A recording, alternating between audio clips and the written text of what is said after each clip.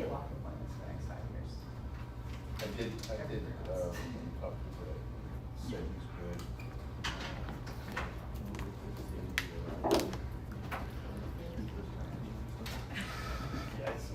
I called him around 3. And he's well, I'm not kidding. I said, 90+ hours. You said it wasn't as bad as the partisan. I said, no idea what the temperature now up in that building is. You know,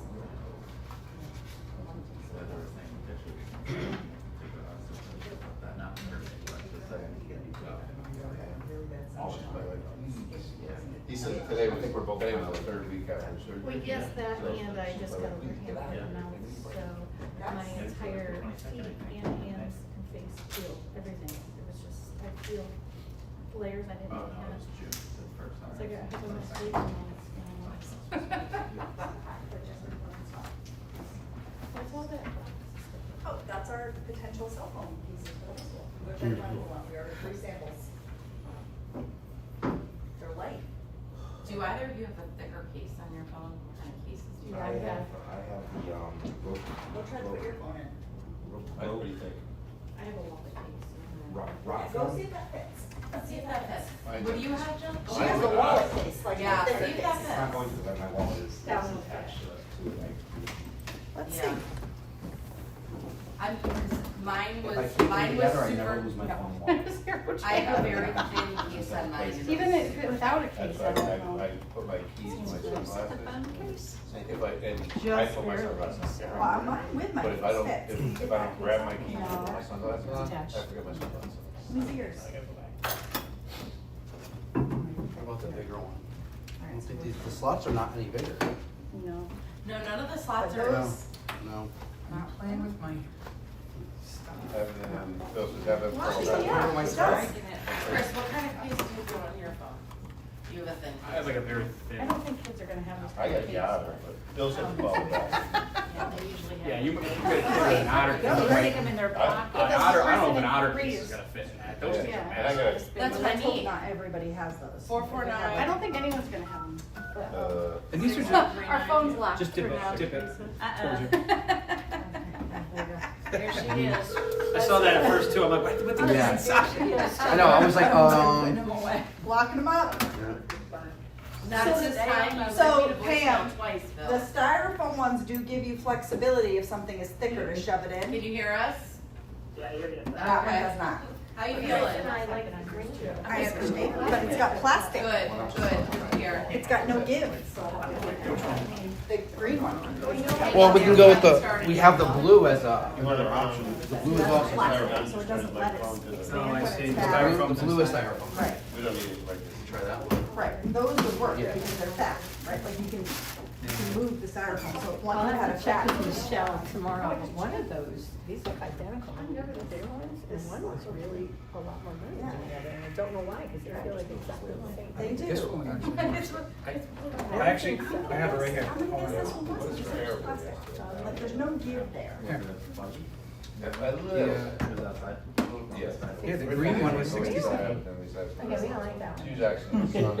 So this is the only one. But these are really, We were at the which far one's end, that, close to right? the That's parking lot. really Oh, that one was It wasn't bad. This one's 38. So they're all 36, right? That. It wasn't terribly buggy. Kinley said it was awful. But, I just say, I would just sometimes. 36. Same, I think. Yeah, you never know. Yeah, they're all 36. Oh wait, this one is the Venmore. Or Vevor. Okay, that's the cheaper one. That's I might have to go with Right, that it is. I mean, listen, Stratford High will be happy, so. They're like identical. yeah. Oh, yeah. I say you go with the red one because again, you can make it fatter. Someone has a little fatter case, somebody else has a big case, you're fine, you just put them in the right row. Yeah, we're all thinner. Yes, they did. Are we starting at any? You know, that's what I asked, the first thing I asked. I don't know, Bill, can you hear us? Usually what I used to love. Bill? Yeah, I got you. All right, great. Hi, Bill, it's nice to hear your voice.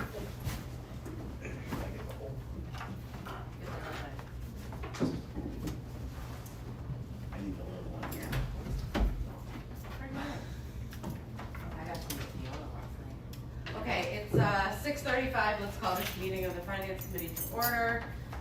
We do have a quorum. Mr. Brannian is missing, Mrs. Carol Fabian is missing, and Mr. O'Brien is with us virtually. Hold on, I'm lost here. This is where we are. Okay, so the first thing I'm going to look for is an acceptance of the minutes from the February 24th, 2025 special meeting. So moved. Second? Moved by Mr. Pia, second by Mr. Henrik. All in favor? Aye.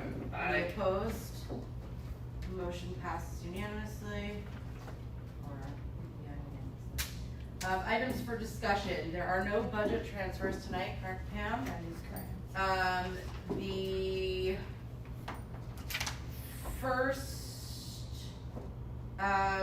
discussion we're going to have is requesting approval to allocate the fiscal year 24 carryover balance towards the fiscal year 25 projected operating deficit. I'm gonna let Pam explain a little bit first and then we'll make the motion. Sounds good. As you know, we have been reporting on here that we were projecting a deficit, and it was primarily as a result of our special education unanticipated costs that far exceeded $3 million. And we've worked really hard as a team to mitigate that as much as possible, and up until probably 6 weeks ago, we really thought it was going to be closer to $1 million. As the fiscal year winds down, your financial reports are always a month behind. That is looking better and better, and it looks like we could be under 500,000 at this point.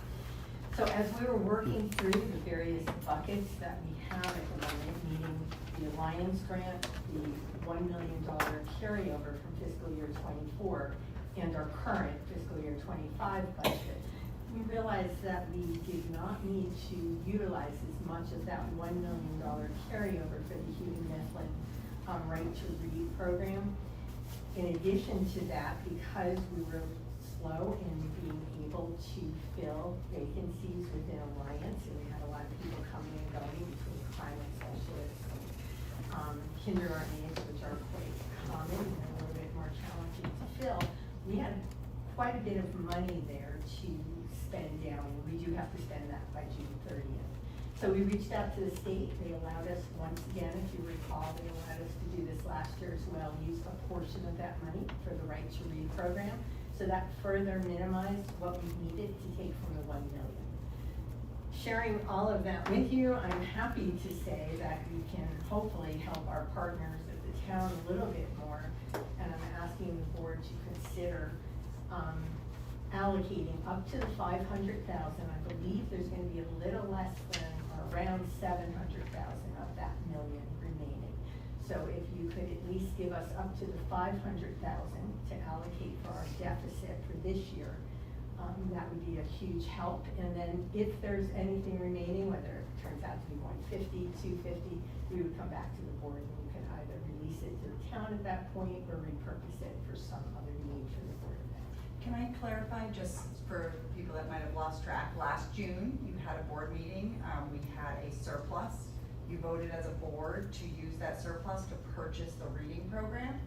We voted to keep up to $1 million to purchase the reading program. So what Ms. Mangini was explaining is that we were able to pay for a portion of the reading program out of Alliance, so we don't need all of that. And we have our deficit down to hopefully below 500, so we're asking you to make a new vote to repurpose up to 500,000 of those dollars in order for us to not have that deficit. Make sense? Any questions for Ms. Mangini or Ms. Borges? Yes. Go ahead. If we do keep the remainder of that and don't send it back, how long can we hold on to that? Is it go into an educational cost sharing? What exactly happens with that money? It's in a separate fund. The Board of Ed controls that fund. It's in the town's financials as far as falling under their audit, because of course all of our accounts are that, but it is a separate non-lapsing account. So it does carry over. We don't lose that money. The board simply needs to take action, another motion to say we're going to retain that money for educational purposes to the town. And this year I would recommend, if we did have extra left over, let's say we paid our deficit down and there was still a couple $100,000 left, I would recommend that you do turn it back over to the town and ask them to put it into the special education fund that was created. And that is because you never know what your special ed costs as this year, what happens with those. So that would be my recommendation. My question to that is why can't it just stay in that other fund? And if we need it for special ed costs, if that would be our driver, could we use it for special ed? Yeah. It doesn't need to be in the special ed account, it could be moved at the time that we need it. Absolutely Yep. correct. So if something else came up first, like say busing or something was more prevalent, then we could use it for that. So instead of moving it then, That's, that account that you're talking about that's never been funded before, that has very specific uses. It's Mhm. very specific towards, I think, IT. It's capital, it's special education, unanticipated expenses. Yeah, so it can't be used for just, you know, if we find something that we need to use it for, or. so there's a something new like that. account though you're talking about with special ed? Yeah. So, but where is the money located now? Okay, I apologize, which fund are we speaking of? The, one that Where's you- the $1 million right The now? $1 million board carryover is in a fund designated within the fund number at the town that we send our bi-weekly expenditures to and say, please expense to this account. But it is kept separately, per the auditors, because it's a non-lapsing fund that the Board of Ed controls. And don't forget, that was kind of a last-minute legislative change Yep. last year that nobody was really prepared for. So they did set it up, or are in the process of setting it up officially within the town's audit. I believe it's complete at this point. And is there any restrictions on it now? No, there are not, other than it has to be used for educational purposes as approved by the Board of Education. So it's better to leave it where it is Yeah, instead that's what I'm of saying. putting it in that town However you stipulated, yeah. Want Yeah. to do it is fine, and we may have nothing left. Right. We may need all Right. 500,000, you know, we'll know at the end of June, but, I mean, I think the important part of this is by doing this, we are not going to the town and saying we have a deficit that you need to now pay. It's plain and clear. And you were predicting a little over 800,000 last month and the month before, so you've narrowed, you've knocked it down a bit. Yes. We continue to have tightened invoices. Sometimes we're able to reassess nurses that maybe didn't show up every single day for whatever reason, or not so much CIAs, we don't do that with them. BTs, thank you. So yes, we just continuously work with the business office and the SPED office to make certain that we're looking at those numbers. Mr. Conrad? Could change. Should we make a motion first to have discussion, or you wanna just keep rolling? No, it's, Okay. it's under discussion still. Okay. So with the right to read, I know when we'd originally started this process a year ago, we had a negotiated, dollar amount with the sellers. And I know we had saved a significant amount of money. Is part of the savings because things have changed within that negotiation, or are we still We paying? just continued to negotiate with them throughout the year we expanded. So first we had the original negotiation, and then we said, oh, we'd like it up to the middle school too. So we expanded it, but through Ms. Mangini and a few other people that were part of this call, we were able to keep the price reasonable. So we've just continued to negotiate with them to make sure that we are getting the best rate. And I have to say, you know, I think they've been pretty Very cooperative. fair, yeah. And they're probably more into negotiating with us because we're actually purchasing where other districts are, they talk about it, but don't actually Other do districts it are for struggling last minute, for it right yeah. now, yeah. Yeah, so it is a good deal, and we did do the lump sum ahead of time so that we could not have to have it budgetarily on a regular basis. Yeah. No, and it's good that we are, you know, proactively looking to create savings as we go through this process. And we have enjoyed the program, Yeah. you know, it's been positive, it's a lot that the teachers are really taking to it well. And so all the savings or all the transfers come from Alliance, or that is part of that is also Yep, so negotiation? just like in anything else, right, we have Alliance, we have positions that are within our Alliance budget. And some of those positions didn't get filled till later, or some of those positions were filled and somebody left and it took us a month or so to fill it again. Some people didn't take benefits. There were a whole bunch of different pieces within Alliance, and because Alliance has to be spent by June 30th. when we were able to calculate what we would have left, we immediately put an amendment into the state to say, can we please use it to purchase a portion of the reading program? Because that, seemed like a logical, smart thing for us to do with that money. And by doing that, that made us need less of the $1 million. And so now we can put that $1 million towards that deficit.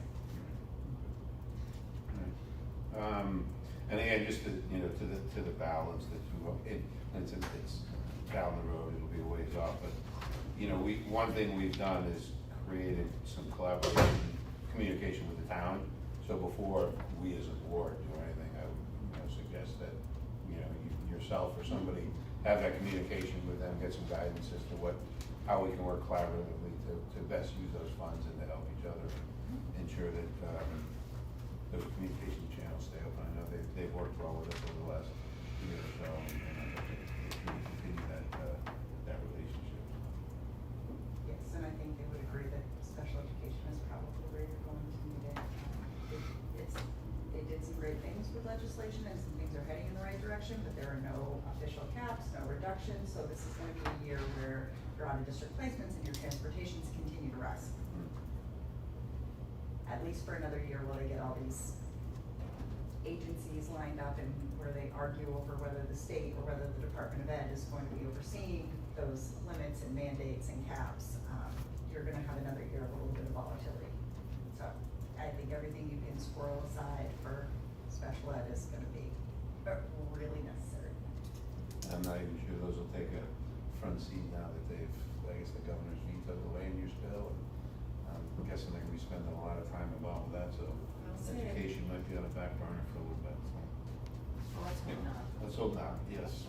All right, I'll take a motion for the for the Finance Committee to approve to move forward to the Board of Education to approve the use of up to $500,000 from the available $1 million in the fiscal year 24 carryover balance to address any general operating deficit for fiscal year 25.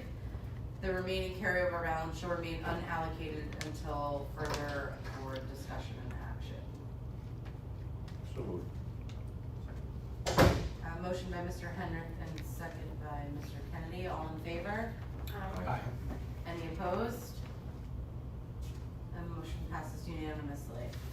All set, Ken? Yeah. Okay, great. So now we'll move on to your reports. Sure.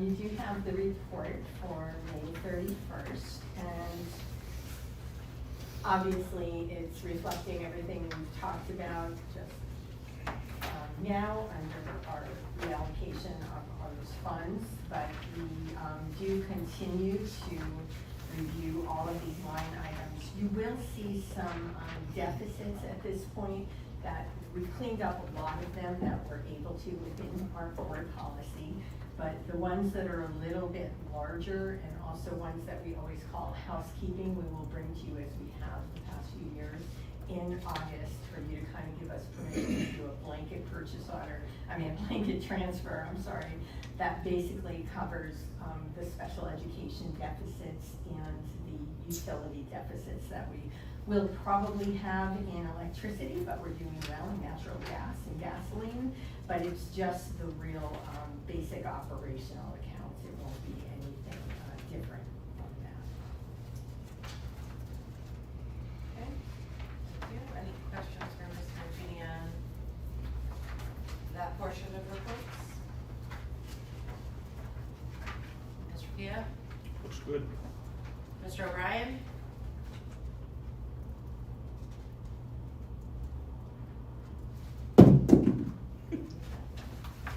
Okay. All right. Start with that? Just making sure you don't have any questions. No, I'm good, thanks. Okay. Okay, so we can keep on moving to the grant report. The grant report reflects the grant end dates and all of those that are ending June 30th, 2025. Don't forget this report is as of May 2025. There were a lot of plans in motion and to utilize the funds that are remaining there. And I know Joanna, Najarian and Garb has worked really hard with all the internal program managers of these various grants, as well as with Susan Nicholson, to make certain that we are on track to spend down all these balances. You may have noticed that on the second page of the actual financial side of it, the school-based health clinic grant appears to be in deficit by $1,200, but that was a payment incorrectly to an employee out of the wrong account, so we are receiving an adjustment to adjust for that. We did not overspend that grant. Just wanted to point that out. So we are tracking very well, and you will see there are some dates that adhere to the federal fiscal year, so they may not end until September 30th, and then there's a few outliers that have totally arbitrary dates for when they end, but we do manage those very carefully. And just for clarification, there's a few that are, 2026, they end in June 2026, September 2026, one in 2027. Those are encumbered already. Mostly, but they don't forget, most of those are 2-year grants, so Right. you don't necessarily want to spend them all in the Right, first year. exactly.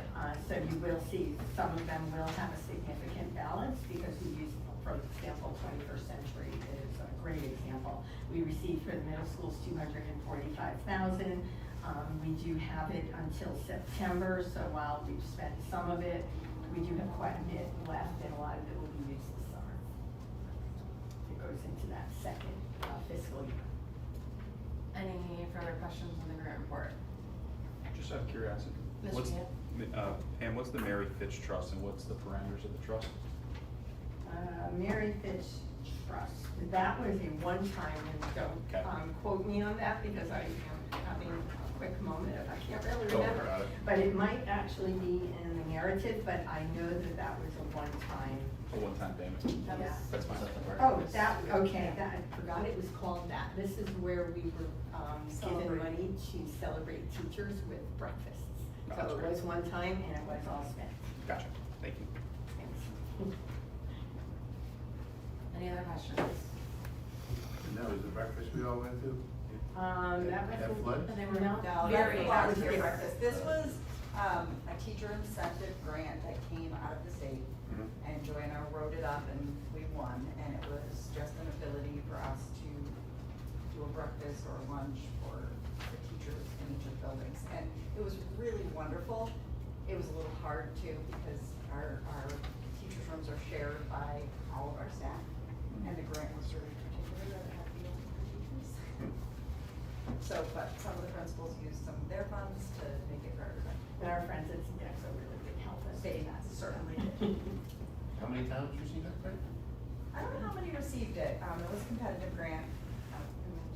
It was one of the fun ones last summer that Joanna was like, do you want to try to get that? I said, yes, please. Congratulations to us. Yeah. Let's move on to the special education report, Mrs. Portis. I'm sleeping better, because I'm really thankful for the special education department. I'm thankful for Pam, for Ms. Mangini, for the business office, because this was a tough year for special ed for districts across the state. And these unanticipated increases really made things challenging for everyone. So for us to be able to work collaboratively and figure this out, to not have a $3 million deficit, and I did lose a lot of sleep. I know Ms. Mangini lost a lot of sleep right around January. We were not sleeping great, but we are feeling really, I feel blessed to be a part of a town and a community, and our Stratford employees that really worked hard to make this better. We did end with more students identified than we have ever had in Stratford history, so 1,462 students with exceptionalities. We have greatly expanded our programs. Next year, there are 2 additional ABA classrooms opening, brand new ones, one at Johnson and one at Nichols. That program has at least added 1 classroom every year for 5 years since I've been here. So it's really nice to see that expansion. It's nice to see everybody working together, and I'm thankful that we are able to do those things. And I'm very thankful that we were able to mitigate this, and I'm hopeful that the state is going to start to regulate and make it easier, at least for districts and boards, to budget appropriately. Even if all that comes out of it is that outside agencies have to tell us before budget season what their increase is gonna be. It at least allows us to not get surprised in September with an 18% increase when you only budgeted 4%. Transportation would be another huge one. So I feel like this was what Connecticut needed to be able to open its eyes and say, we have to do special ed better. We have to work together, we have to have some of these, you know, mandates, these legislative actions need to go through. And so because we can mitigate this and because I see a better plan for the future, I'm sticking. And that feels really good. And our kids are still getting service beautifully without us having to remove services from them in order to make this deficit work. So it's really bad with the special ed report. I'm in a much better place than I have been. Great. Any questions for Ms. Borges? Yes, please. On that number, the 1,462 students with exceptionalities, you said that's the highest it's ever been. Do you know what percentage that is of our students currently? It's 1.7. Ms. Mangini, you want to do the? Someone had asked me that, so I What was wasn't it, sure. 1,400? 1,462 students with exceptionalities. I want to say we're a little over 19%, but. I think it's 74, Yeah, we're 88, at something like that. Yay, look Yeah. at that. 90%? 19%. So the state is at 19% as well. Okay, so we're even We are more closer state. to 1/5 of our students, yeah. Yeah. And then my other question is, it says supporting students with exceptionalities. Is this someone that has been identified but might not be receiving any support? Are they included in that number too? You cannot be identified and get an IEP without receiving Okay, support. so even if they're just maintaining, okay. You're still receiving support. Just wondering. No more questions. Any additional questions? Okay. Sure. Mr. Hammer? So how is the new makeup of the student services office? How is that coming together? Pupil services? July 1st, Kate will be the new director, and we have applicants. We do not have, it just opened up today to the public. We had internal applicants, and now we'll be open for 5 days for public application, and then some of you will be contacted to join July hiring committees. But it's going well. Good. They're a hardworking crew, and they're a little nervous and scared of Pam, but they're learning how to walk in there and go, I have a problem, help. Which is great. She's really building a wonderful relationship with them. So will this be your last special ed report? This will be my last special ed report, Then we're off in July. and then you'll start speaking with Ms. Cerullo. That's Right. progress. Progress. All right, let's move on to the enrollment report. The enrollment report, there's really not a lot to share with you, which is actually kind of good news because we have stabilized with our enrollment for this year. All bets are off for next year, but in looking at this, we did have 7,360 students last month. We're up to 7,363, and in April it was 7,365, so you can see that we've kind of leveled off. We are carefully monitoring, I just kind of remember what I was doing 20 minutes ago upstairs. We do our projected enrollment for next year, and we are carefully monitoring those class sizes at the elementary level and taking a look at how things are rolling out for the secondary, which so far look pretty good, but a lot of our registrations really gear up in August. I won't even say over the summer. I mean, we're busy over the summer, but they really gear up those last few weeks. So stay tuned. We'll keep you posted. But I think we're in good shape. We have some good plans. We're trying to. I do believe that our redistricting scenario, as approved by the board, has helped to really stabilize our class sizes throughout the district, which is exactly what we wanted. And that's what we're trying to maintain as well as we go through the process. We do it as a cabinet every few days, if not, but very most weekly, but at this point, I'm looking at these numbers every day. We should be in good shape now, fingers crossed. I have 2 quick questions for you. Kindergarten, how's it big, is it small? I know that It because looks of law very change. small right now. Right now they So are. right now. I know it numbers- takes till August, but. Yeah, right now, our kindergarten enrollment numbers are very low. Most of the schools are currently looking at 14, 15 kids in the kindergarten, so there's plenty of room for growth. You know, in Stratford, the majority of kindergarten registrations come in August. We wish they'd register sooner, so if anyone's listening and wants to promote that, come and register sooner. But we are prepared for them to be registered in August. But in addition, we did a much more thorough and improved job with our screeners this year. So the students that are not 5 yet, there won't be as many starting kindergarten. And then the following, so the 2026-27 school year, that's the cutoff, right? Nobody under 5, right? That is not correct. That's why I'm asking. That was correct. It did not make it out of legislative session. I just went to the update last week with the attorneys, and they decided that one's getting tabled. Okay. So we'll have to continue to screen. And my second question is, now you said that each school is running around 14, 15, and there's room for growth. But the redistricting is allowing for people to be placed in their neighborhood? Yes. Or, okay. Yes. That we've been really trying, we have definitely been adhering to that.